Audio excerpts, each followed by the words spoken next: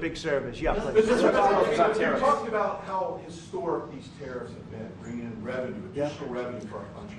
You've also mentioned before they could possibly replace federal income tax. Possible. Do you think that's... Someday it's possible. It used to be. So if you go back to 1913 is when they ended tariffs. We were the richest ever from 1850. It was all tariffs. We didn't have income taxes. From 1850 to 1913. In the 1887s, about 1887, they had the Great National Tariff Act. And it was a group of people that got together because our country was so rich, they didn't know what to do with the money. We had so much money, they didn't know what to do. It was a group of very prominent people that were set up to hand out money to everybody because we were the richest we ever were. Proportionately, we were in 1887, around that time, even in 1913. We ended them in 1913. How did that work out? And then we went to the income tax system, and then we had the Depression. And by the way, a lot of people try and say that, oh, tariffs with the Depression. No, they ended in 1913, and then we went to income tax, and then in 1929 you had the Depression. They did try and bring it back in 1931-32, but the Depression had long started, and this poor, beautiful nation was gone. It was gone. We suffered for 25 years. It took 25, 30 years to really recover from the Depression. And we don't ever want to see that happen again. The tariffs are vital to the success of this country. When I say I ended 7 wars, at least half of those wars were ended because of the power of tariffs.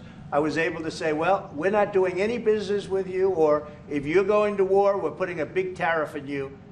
And all of a sudden they announced that the war was settled. I settled 7 different wars, one going 31 years, look at the Congo and Rwanda, look at that, 31 years, 10 million people dead.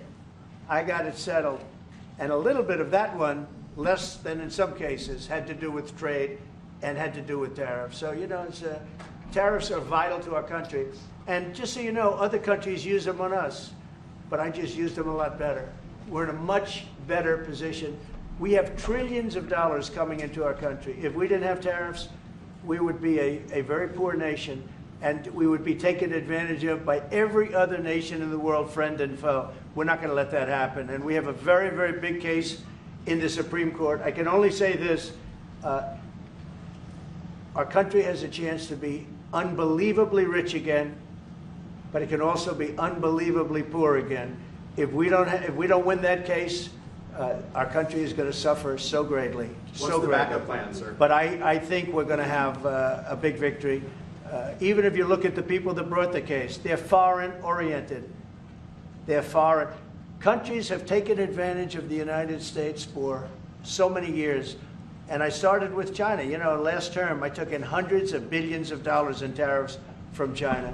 But when COVID came, the last thing I was going to do is we're going to tariff France and Italy and, you know, others, Spain, when they were doing so badly. But now we made a deal with the European Union where they're paying us almost $1 trillion, and they're happy to do it. You know what? They're happy. It's done. These deals are all done. I guess we'd have to unwind them. We've done deals with Japan, with South Korea. We've done deals with many countries and others to come. And if we didn't have the power, prestige, and dignity of tariffs, and I used them wisely, and people respect America again, and we've become a rich country again. The money coming in is incredible. And again, they use them on us. If we didn't have them, they would use them on us, and we would have no way to fight them. We would be a third world nation. So I think it's one of the most important cases I've ever seen go before the Supreme Court of the U.S.